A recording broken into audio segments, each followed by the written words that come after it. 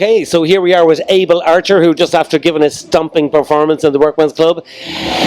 Emmett, introduce the rest of the band to me, please, because I'm fucked if I can remember the rest of the names. This is Rob. Hello. Hello. Rob plays the, what is it? The guitar.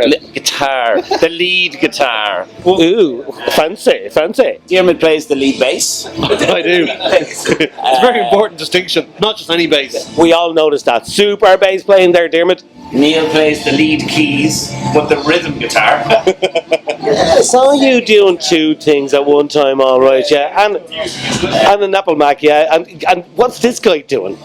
Come on, look at it. It's the fact that I said it's getting confusing should have probably given it away. He likes the hit. Did you see him up on stage? He actually played some what the He's actually all right. He's all right. I grooved a little bit. So come here, Abel Archer. First of all, where does the name come from? That's the first thing that intrigued me when I saw his. I'll hand that over to Rob. It was the name of a military exercise between the Americans and Russians in 1983. I'm sorry I asked this already, but keep going, Rob. Keep going. They very nearly ended up in the end of the world. The end of the world.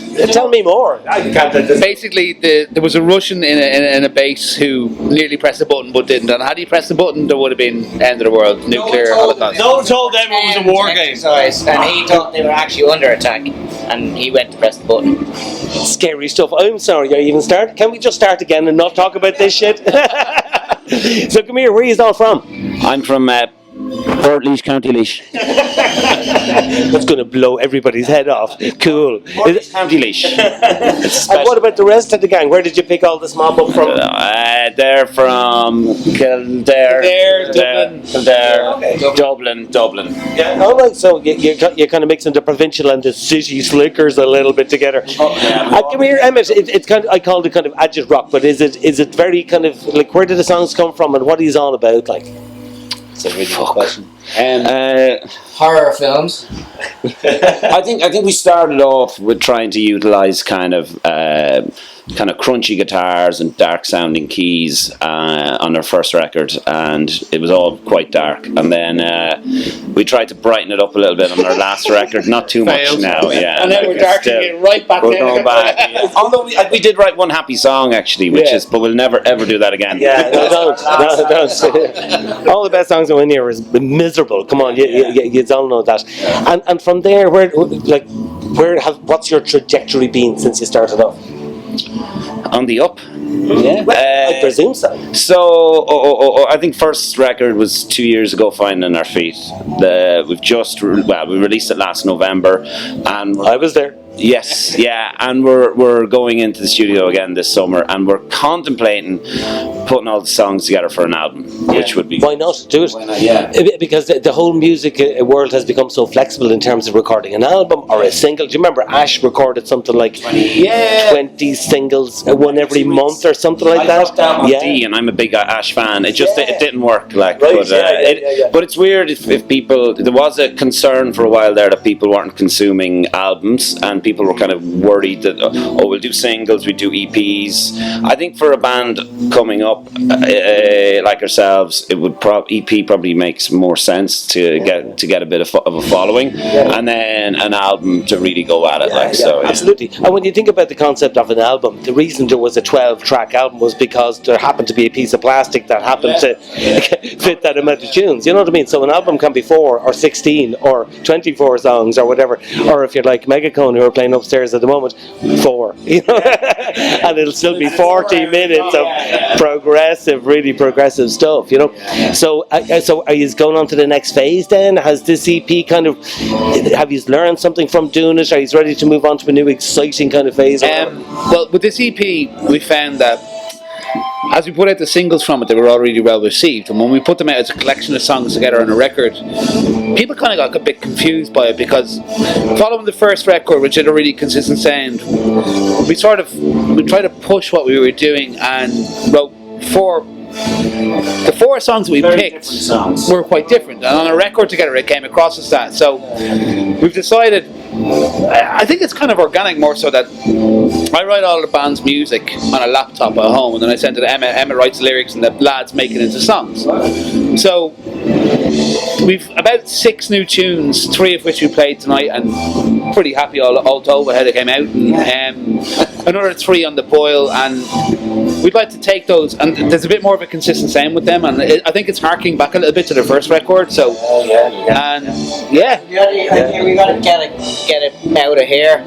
Ireland is okay. It's amazing. Sorry, it's brilliant, and we love Ireland, but We love our country. we love our country. But We've experienced. We put stuff out in the UK and it went down really well. We got airplay on whatever Radio 6 and things like that. So we're going to keep putting away on that side of the pond while doing bits and pieces while we're here. So So here is kind of a training ground, really, and ultimately you probably see your music fitting in.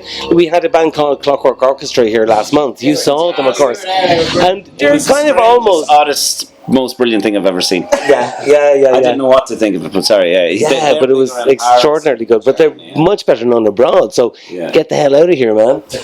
Yeah, absolutely, and I suppose that is the whole point. You know, as Neil was saying, you know, we're kind of focusing on the UK market right now, and I suppose that's kind of the next step. So, you know, we're due to go over to London and Bristol in August is when we're going. We've always kind of tinkered around with the idea of Germany as well, so I'm sure that's next on the cards, and we'll see how it goes. You know? I could see you guys going down really well in Germany, so why not? actually, Definitely. If only for the beards, you know. But the music is okay too. It's an interesting thing actually that we got a plugger to take our stuff to the UK for the first time, and there's 4 songs on our record, a current one, and we took what we thought was the most commercially radio friendly one and said, "This is our record, plug this song please," and they came back to us and took the big heavy punk rock song off our record and said, "No, ditch that, you should be plugging this," which I think says a massive amount about how different the UK is to Ireland. They took a song that would not get radio play unless it was CXFM or Nova over here, and it was played 65 times in 2 weeks in radio stations in the UK. BBC 6 and XFM, I think, both played it. So it kind of is only a question of time before the amazing quality of music that's happening in this country right now.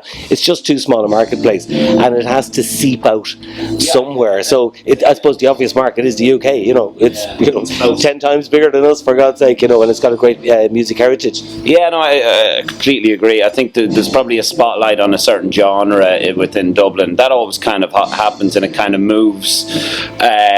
But like there is such a great span of really great music, and like this weekend in New Bloom will kind of showcase that, like where bands that are not in the certain cliques, let's say, are getting a stage to play their music to a lot of people, and I think that showcases like everyone, you know, it's a full range of bands, and all up and coming bands, so which is pretty from all over the world as well, which is fantastic. I mean, New Bloom deserves a lot of credit for that, for bringing.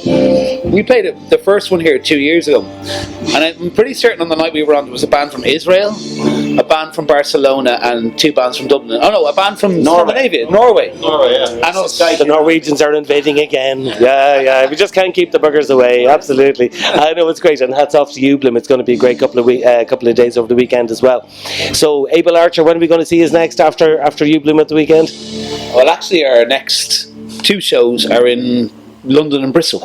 Okay, so we'll just have to go to London and Bristol, folks. Are you ready? Tickets, you know, free flights and all that. Are you going to have us back is the question. The pressure is on. Well, listen, gents, it's been an absolute pleasure having you, and thanks for playing your asses off upstairs tonight. Thank you. Cheers. Thanks very much.